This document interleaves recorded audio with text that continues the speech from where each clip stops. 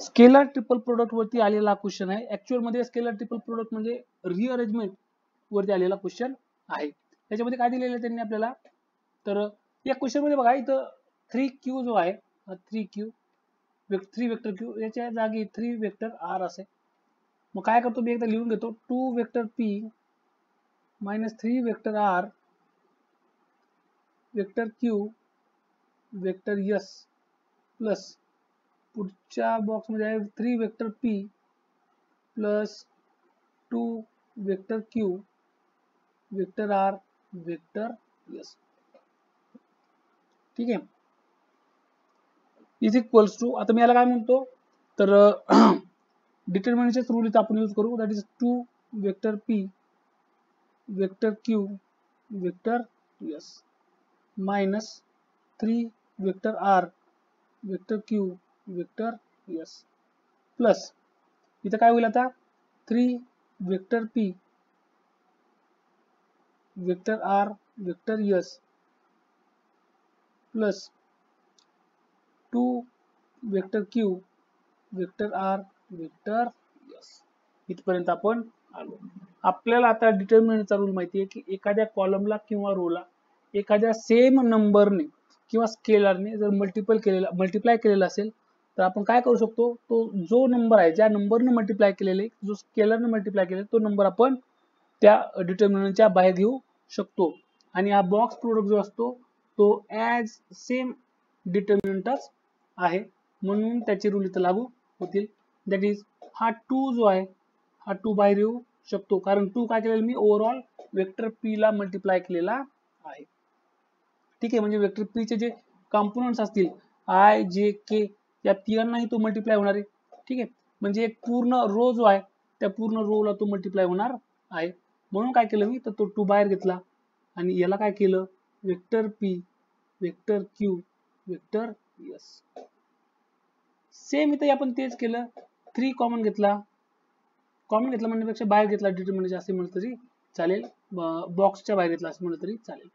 2 vector Q vector S plus 3 vector P vector R vector S 2 vector Q vector R vector S.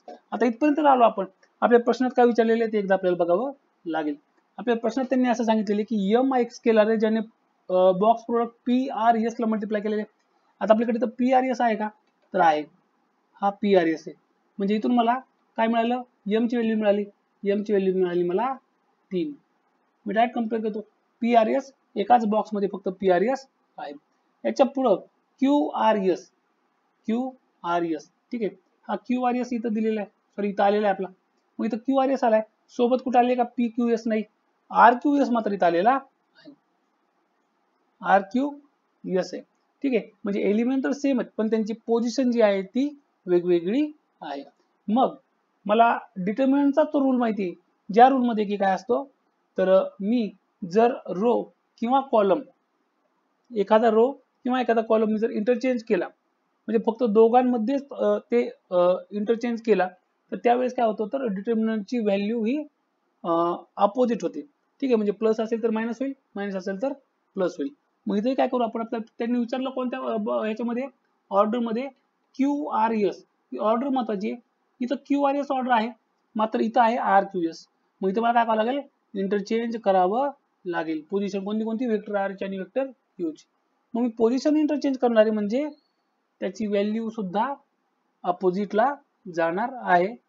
अपोजिटला म्हणण्यापेक्षा दुसरी value येणार आहे जी असेल ती, मायनस असेल तर प्लस होईल, प्लस असेल तर मायनस होईल, म्हणजे इज इक्वल्स टू.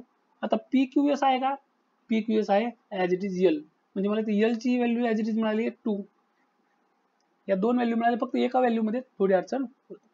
मग हा थोडक्यात काय होईल, 2 P vector P vector Q vector S plus ज्या व्हॅल्यू आपल्याकडे आहे त्या आपण व्हॅल्यू आधी लिहून घेऊ, 2 वेक्टर R वेक्टर S.